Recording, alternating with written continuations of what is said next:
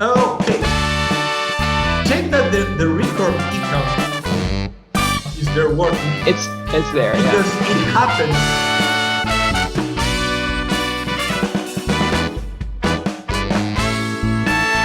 That I'm not sure if you remember Kevin Cerda. We met him in the first Casual Connect that we met. Mm-hmm. We met these guys from Rhyme and from Nihilumbre. It's a guy from Spain. And we were doing this an interview like what we are doing right now. And we talked like for an hour and a half about game design and blah, blah, blah. And then I realized it wasn't recording. So it was like, oh my God, I want to, but we re-recorded and it was fun.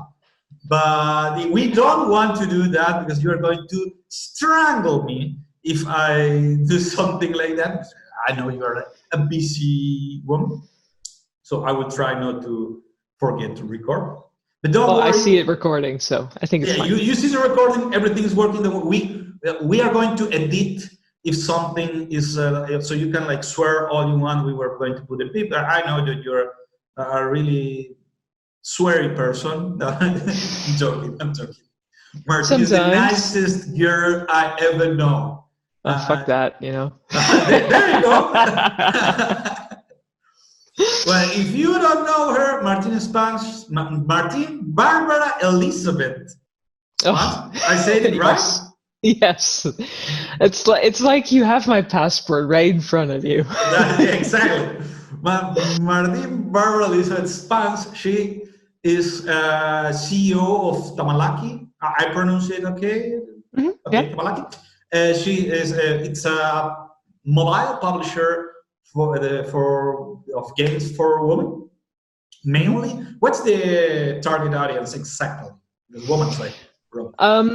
So it varies a bit per game, but with our current hit game, we see that it's mostly enjoyed by women over 30. So before, with other games with the hidden objects, I would say like, we're aiming at women over 40. But with the Blast game, it's slightly younger, more 30 plus. 30 so, plus. Okay. So mainly women. Mainly women, 30 plus. So if you're a woman, 30 plus, check Tamalaki's games. And well, she's super, super nice. We meet each other while she was working on Spiel Games. Yep. You were a producer there. And she was the one who that sponsors Champion of Chaos. The first exactly. one, it made really well. I remember that we got like 20 million gameplays with that. I know, it did really well, yeah. Yeah, it's pretty well. We meet there, and then we meet in many other places. She's like a really industry girl. She's out there. Everyone knows and everyone loves Martine. That's a phrase. When you go, it's like everyone likes Martine. Yes, everyone likes Martine. She's like really nice.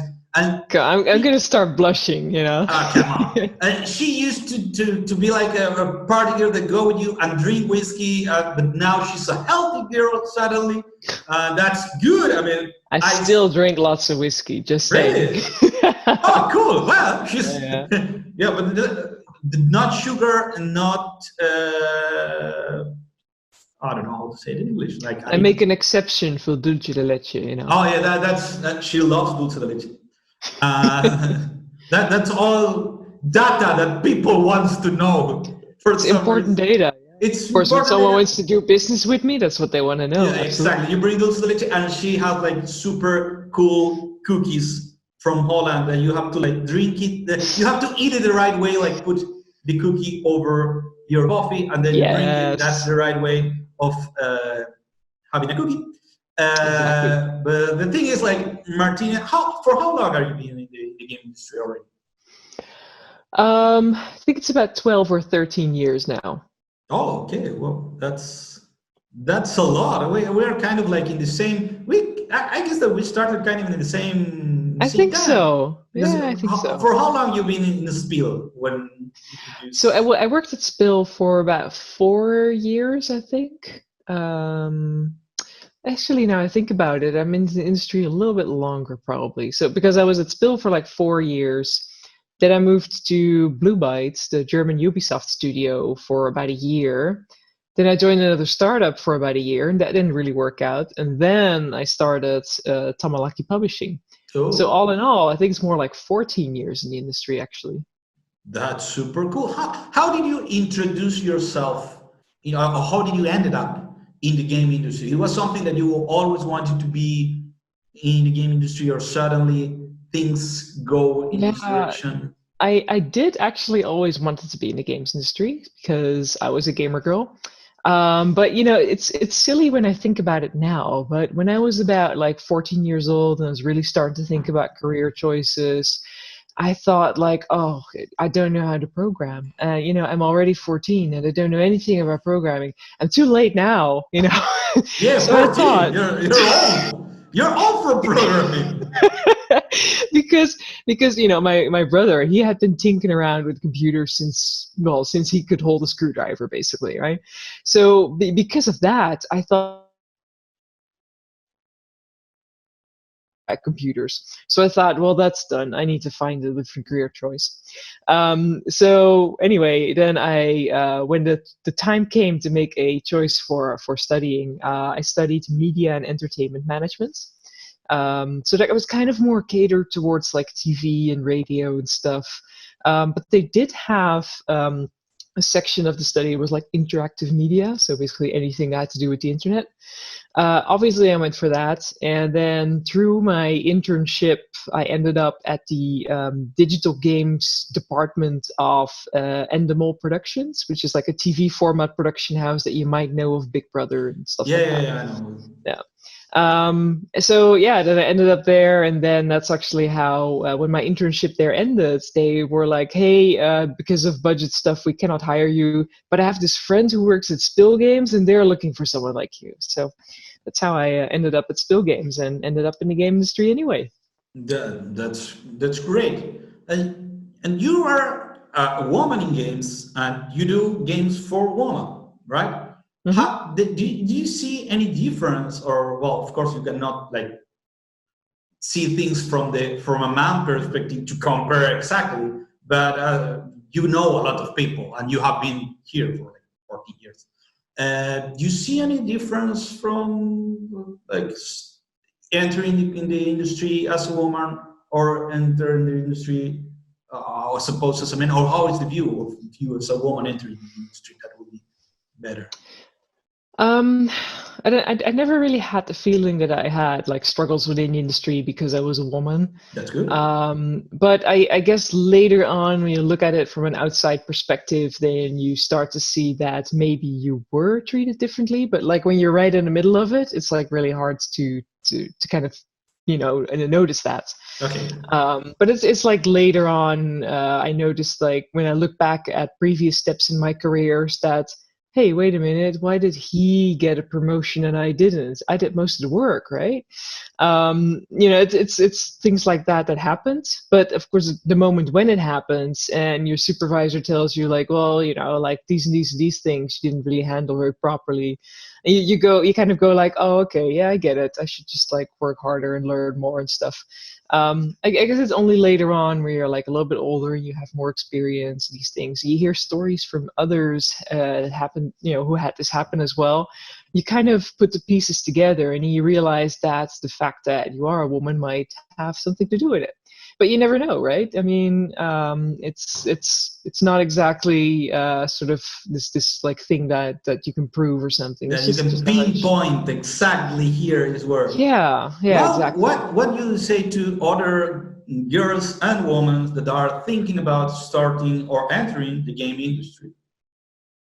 Well, I'd say you know, don't be sort of scared off by stories that you know, bad news spreads easily because it's just you know, a lot of panic baiting is just like more interesting to write about, for example. So don't let that hold you back because I think for every bad story, there's easily 10 good stories. You know, I made so many wonderful friends in the games industry. You know, Hernan, you being one of them, obviously. You know, there's absolutely loads of wonderful, supportive people working in the industry. Don't be scared by the bunny ears and the Exactly, on you the know. ugly on the ugly guy. Just join the industry. We want you. Yeah, and you know, I think more and more studios are also starting to see that diversity within a studio is important. Because you know, we're not just making games for gamers. Games are for everyone, and you know, anyone can play a game, and you know, not everyone who has like the most fancy, expensive computer gaming setup is playing games. You know, it could be anyone on a phone.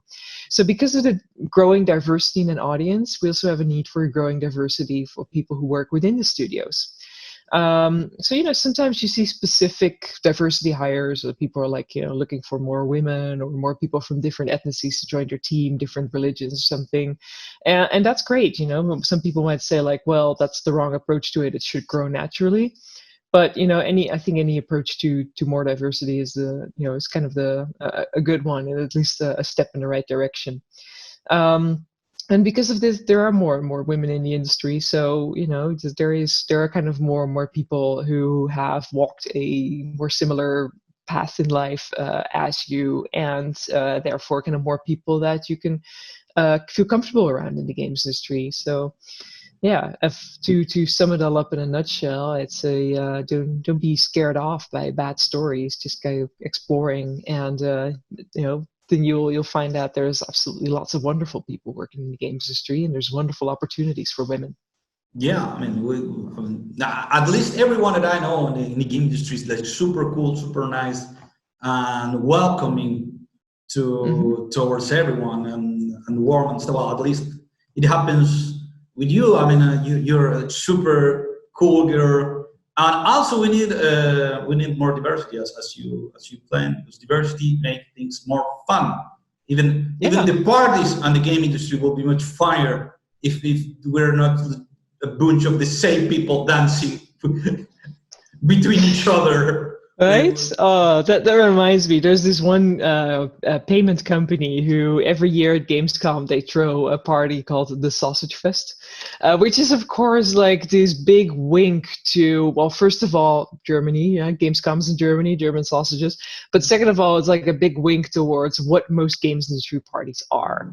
Because it's still like 80% of the people there will be guys, and like 20% of it will be girls, and it is. I mean, again, I see it changing. You know, it's slowly sort of gravitating more towards like an equal sort of balance in that. But it's just so funny that they just keep the name. They're like, this is our thing. You know, this is the kind of parties that we throw. Well, but they give sausages. That's the thing, right? Yeah, exactly. Well, exactly.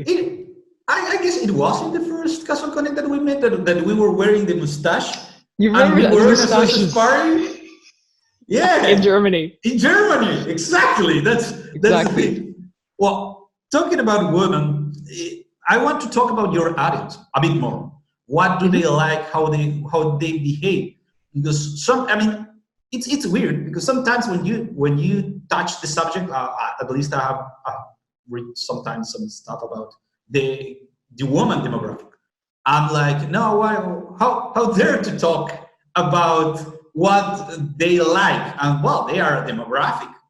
As a demographic, of course, individuals have like individual tastes, and it's perfectly fine if a girl like to play Overwatch and like to play Diablo and like to play Call of Duty. That's great. But as a whole, as a demographic, there are products that are for like different like big masses of persons with some like things that are in common. So let's talk about your demographic audience a bit. Yeah, of course.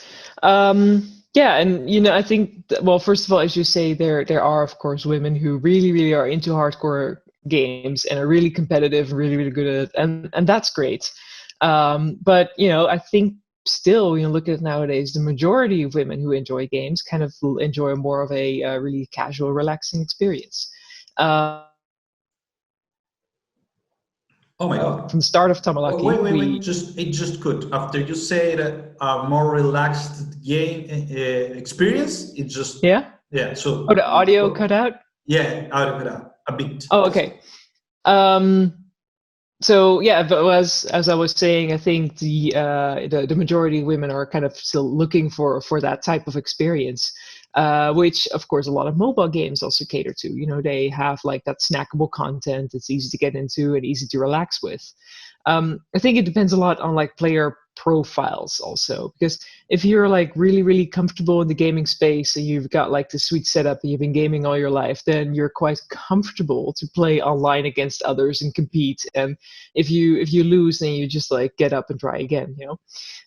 But if you haven't played games all your life, if you only started gaming with mobile phones like a couple of years ago or something, that might be an experience that you're not like fully comfortable with. You know, I mean, you enter for example, in Fortnite or something, you enter it, you don't know exactly what you're doing, you get shot all the time, and you're like, geez, this is not for me, you know. So people who are not comfortable with it yet might really enjoy a sort of more relaxing single player experience a lot more. And that's of course where games like Candy Crush come in. You know, I mean, it's kind of, it has like slight multiplayer aspects to it if you want to, you know, in terms of like tournaments and stuff, but there's no pressure. It's basically an experience that's like just for you alone, and just to kind of, you know, challenge yourself, obviously, because there's still puzzles. But to, you know, not, the game doesn't make you feel stupid. That's kind of the main thing in this. And I think when you know, when life already like throws a lot at you, like maybe, you know, maybe a job and a family and lots of other things to take care of, and of course you have to stay in shape and you have to like keep your social contacts all up and blah blah, then you don't want a game that's also like very demanding.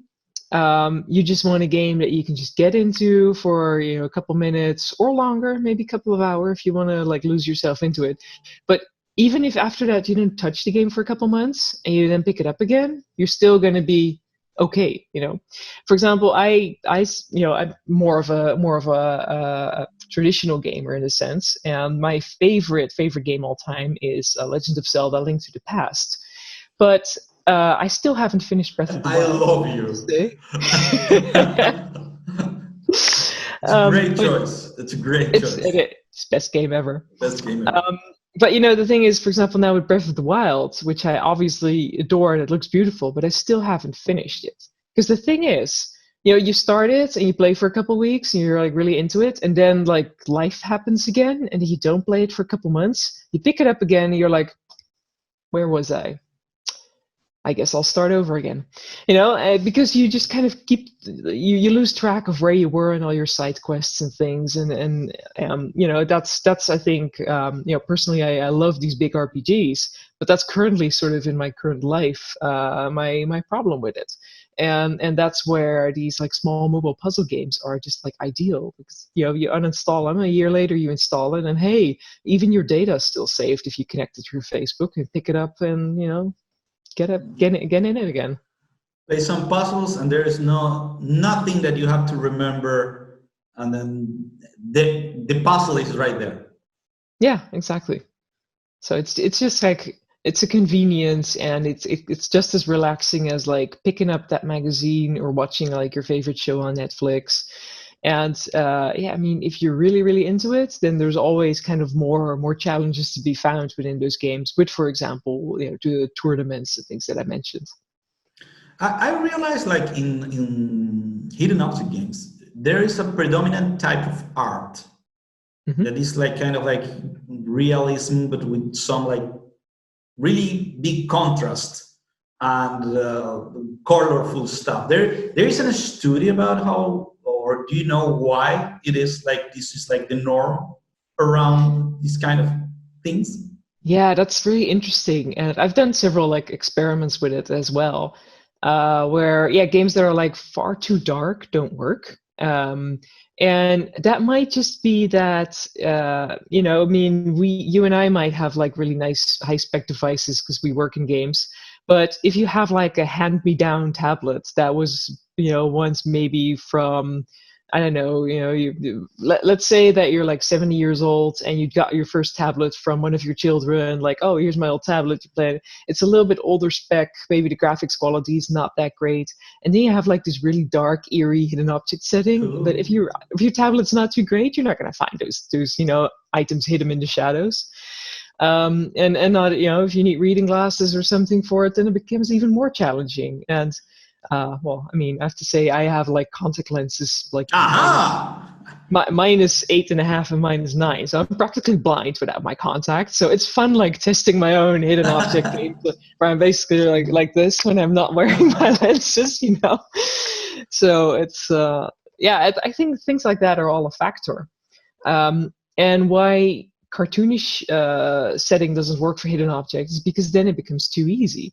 You know, like in a cartoon, everything's like very clearly defined, clear lines and stuff. And then if you have to find objects in that, it's almost not a challenge, you know. We've once had a hidden object game that was actually a lot of fun. It was called Fame and Fortune, and it was all about this sort of Hollywood setting, a very big tongue-in-cheek thing, nice story behind it.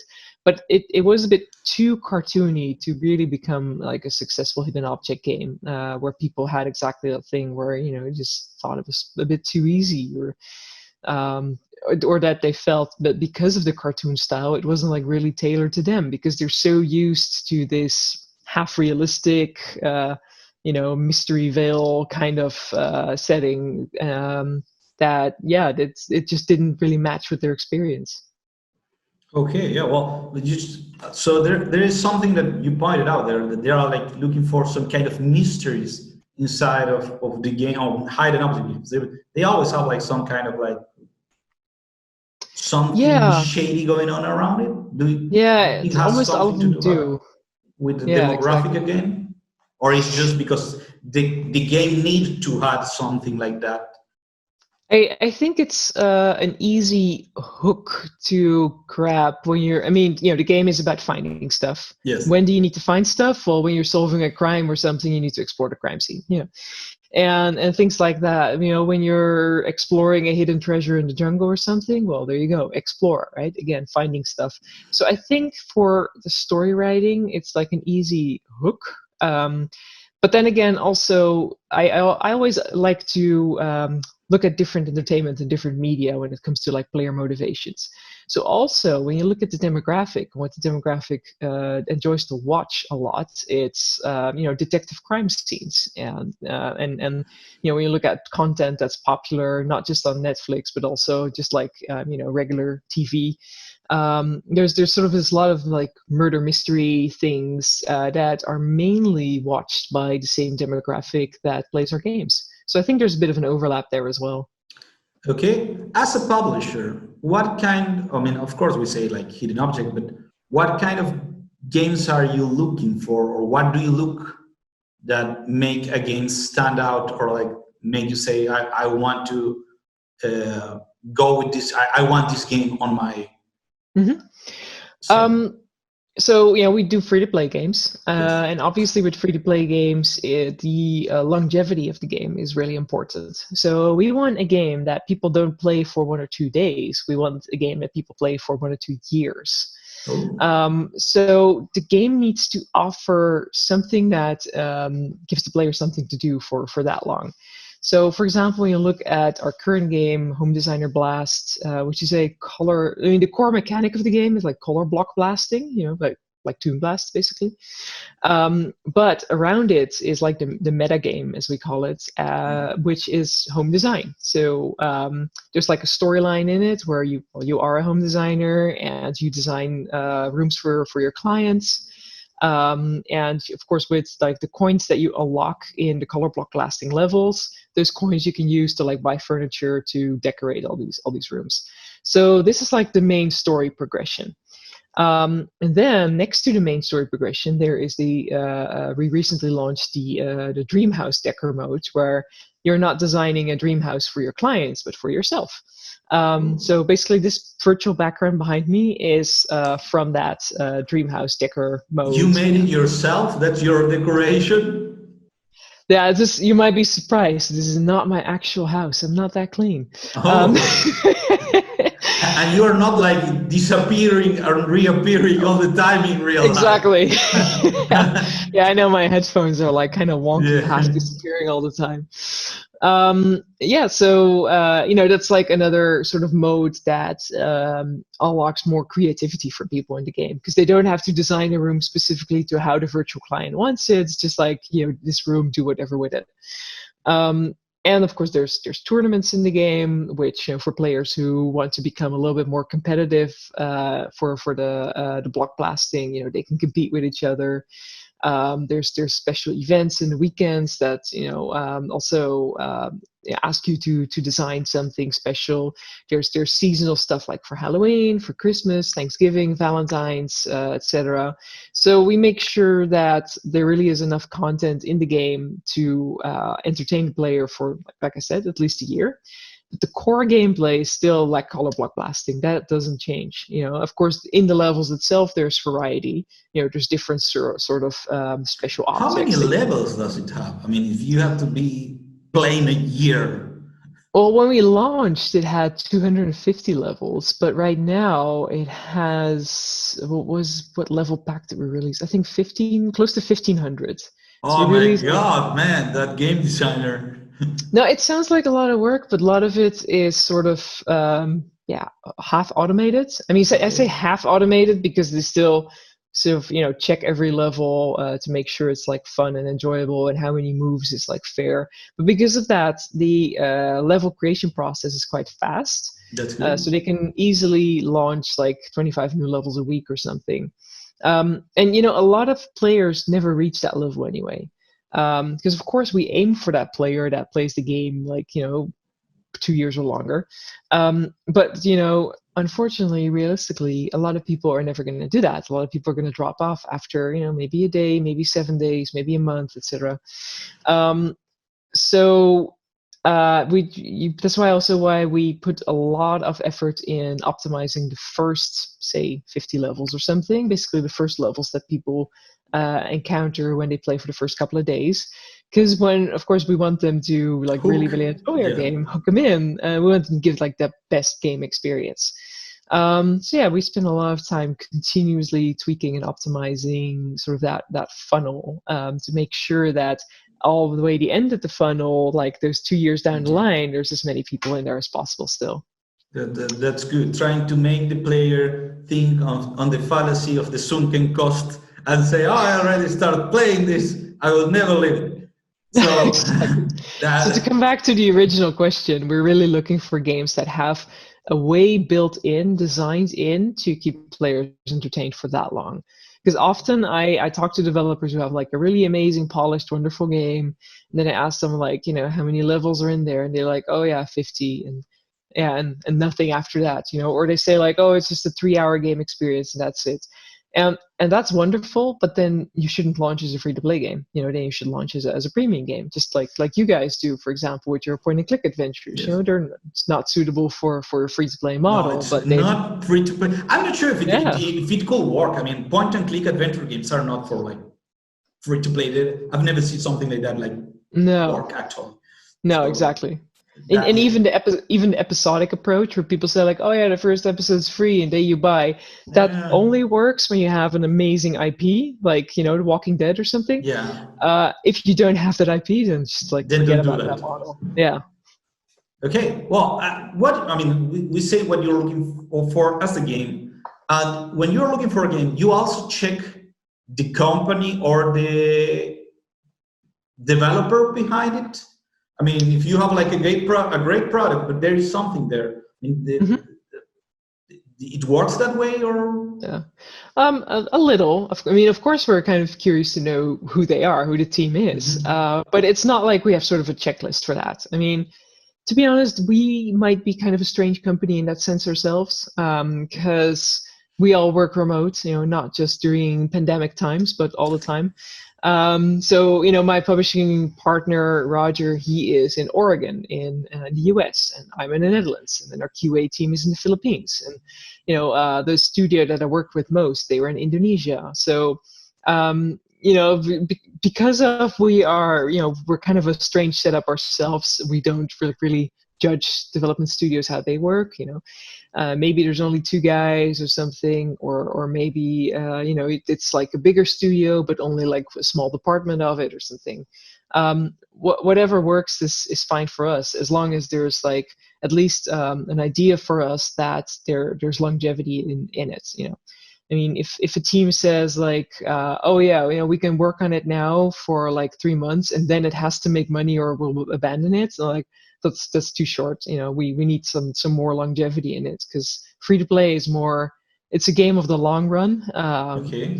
And you cannot guarantee that a game will be profitable within a couple months already. It really depends on like how long we need to spend to tweak and to optimize the game to make sure that to make sure that it can make a return on marketing spend, basically.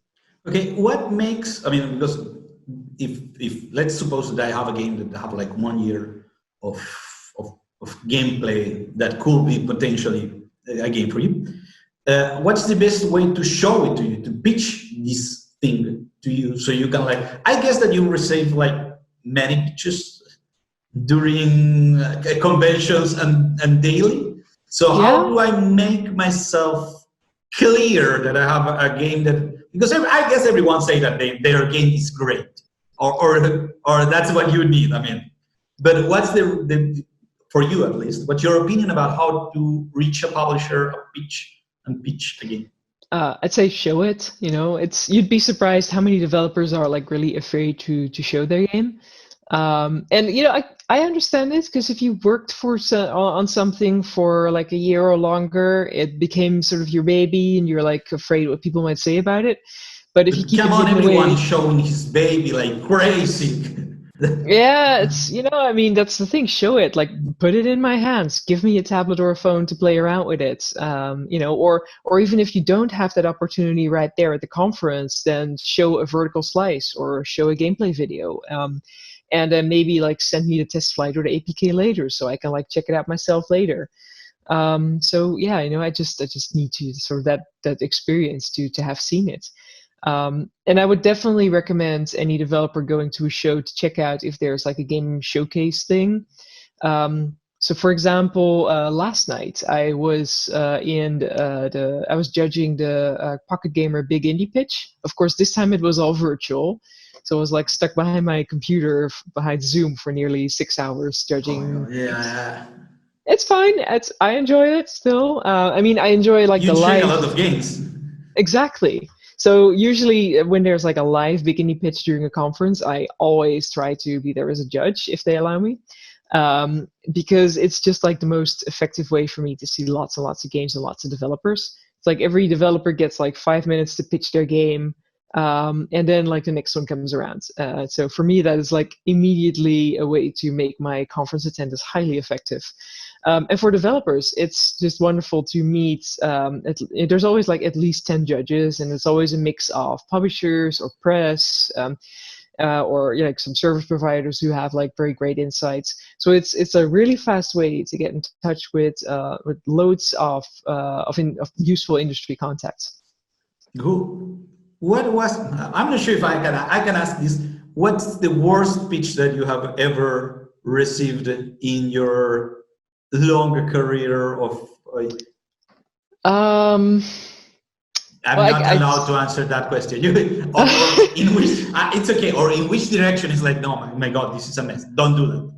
Well, there's just a few things that like really bad pitches have in common. First of all, it's like not showing the game at all. Just like talking about it, explaining what it is without showing anything. That's pretty bad. Secondly, publishers might like say some things about your games. So they might say like, oh, have you thought about changing this and this color or this and these things or implementing this and this? And then to react super defensively, that's kind of a bad thing. I mean, getting feedback is hard. I understand, I get it, but at least if you might think that I'm a bitch when I say something about your game, that's not nice. But you don't have to say it out loud. Like you think it, but at the same time you say like nod, and you say like, okay, well, think about that, and then that's fine. That's all you need to do, right? Also, it's something super positive to give feedback to someone. I mean, you're trying to make his game better. Exactly. I always, even if we are clearly not the right publisher, for example, if I see a pitch of like a super hardcore space shooter or something, I am still someone in the industry who has almost 10 years of mobile game publishing experience. So maybe I still have relevant information that can help you. Yeah. So because of that, I always give feedback, and I always try to like share my experience with developers. But yeah, I guess in the worst pitches, those were like people who were like immediately defensive about like their design decisions. But it's hard, but try to receive feedback with an open mind. That's a great advice there. Yeah, but I think that there is a problem with a lot of people from receiving feedback and try to restrain themselves from like giving a comeback.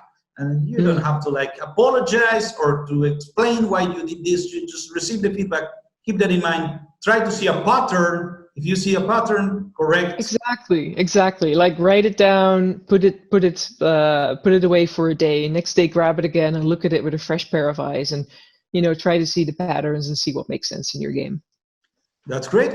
Talking about things to change and stuff like that. You're a mobile publisher, so you must know about this. Like the thumbnail on a mobile game is like super important. Did you see a pattern about thumbnails on games for your audience? Or is just something in general that? Well, we're always continuously testing, and it's interesting how it's heavily influenced by the top games. So for the longest time, for like a couple of years, when you look at like every strategy battle game, it had basically a face that went, and it was because of Clash of Do not take a screenshot. I love that face. No, it's because of Clash of Clans, right? They had it, and so every game that tried to compete with it just copied that over, and it worked. Tell me that you use that for your games, like hidden object game. A detective yelling at an object. That'd be super funny. I mean, for us, for example, with the icon experiments that we're running, we see that for quite a while, just like the image of a big mansion was popular, and that's because of the game Design Home. Because Design Home, as their icon, they just have like a big mansion. So we kind of tested with something similar, and the click-through rates there were higher. Oh. So it's like highly influenced by what like the popular standard in that genre right now is. And then I think it's just like psychological that users are looking for something like that and are triggered by something like that, and therefore like are easily click on sort of comparable icons. Okay, so look for the trend and do something, of course, different, because we don't want clones. Difference, yeah, but exactly. Similar in a way that hint the player that if you like this, you probably are going to like this too. Exactly, and keep experimenting. I mean, even for example, in Google Play, it's like super easy to run icon A/B experiments. So keep doing that. Switch it out every 2 weeks, for example, and try it with small variations. So, for example, the same face, but one with a blue background, the other one with a red background, and then kind of compare the click rates on that. For you, which one worked better, the red one or the blue one? I'm sure you did this. Yeah, of course we did. I'm just thinking of like the most recent experiment. Well, the most recent experiments that I can remember right now was like for Valentine's icons. Yes. Where we had like one where the main character was like in a heart shape, and the other was like where there's like small hearts on the side, and like the big heart worked better. But I'm not sure if that's because the big heart was like it was like more clear, or maybe like the small hearts like were like more cheesy, whatever, and more more an indication of love. But the game is not really. I mean, there was sort of a romantic love story side quest, but it's not really. It's not a dating game. It's not about that. But yeah, I mean, sometimes you just don't really know why something works, but just by testing, you find out that it does, and then you iterate on it and you test again. Cool. Well, I think that there is some. I think that's it. If there is something that I want me to ask you that I didn't ask already, that you say,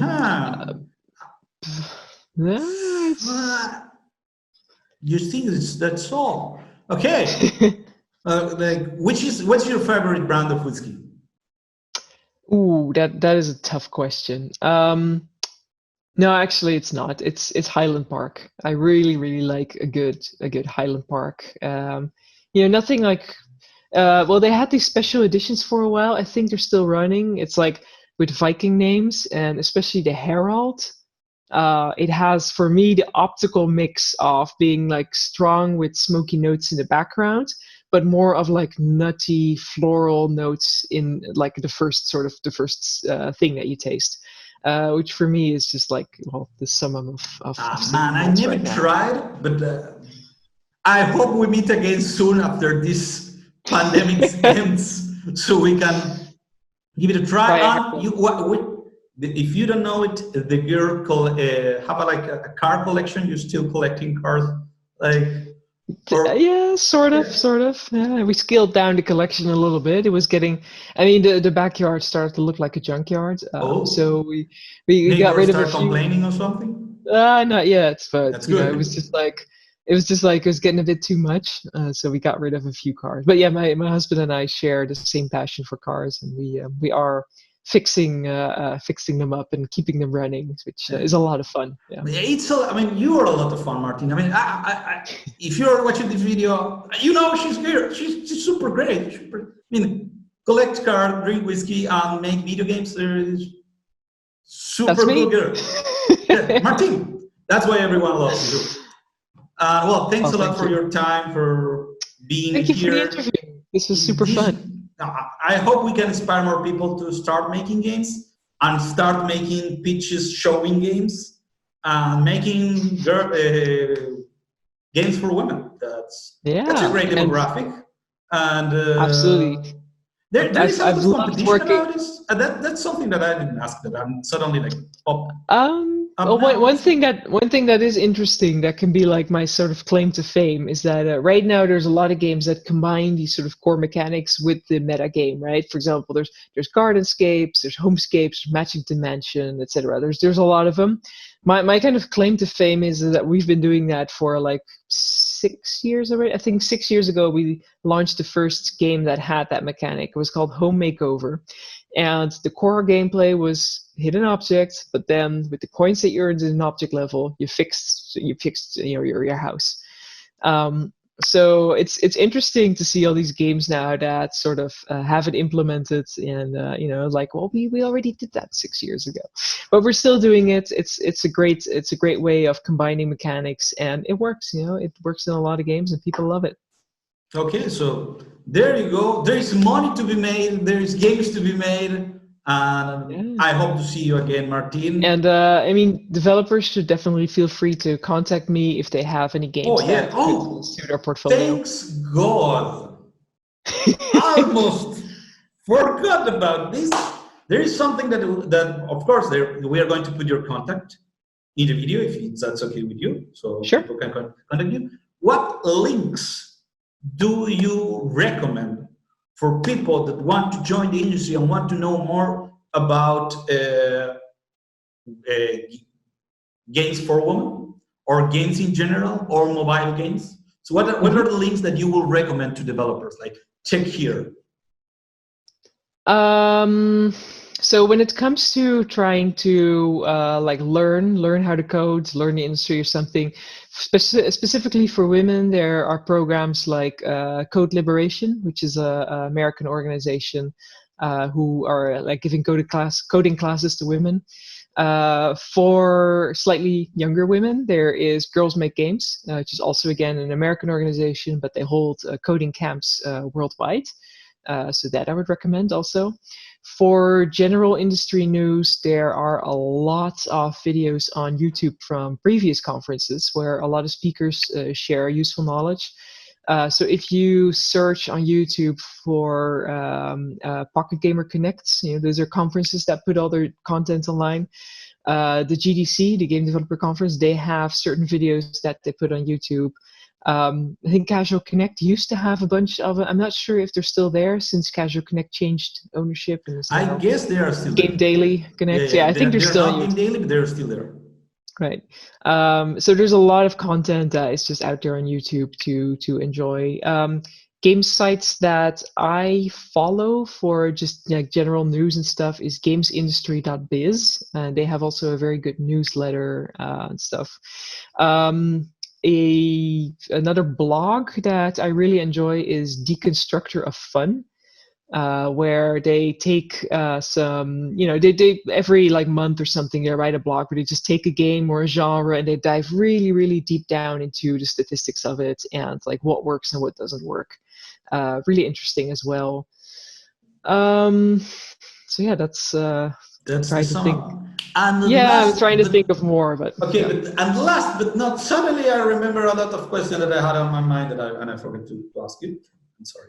And you came here to Latin America a couple of times.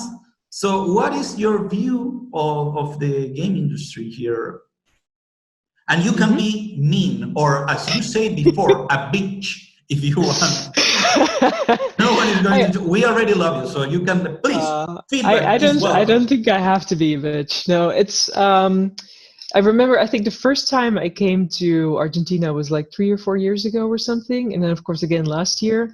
And what I definitely remember is also seeing already a lot of like progress in like the quality, where it looked like within those few years a lot of indies were definitely sort of taking their lessons from all around the industry and implementing them to make like really, really great games. So I was happy to see that there's a lot of fast learning going on.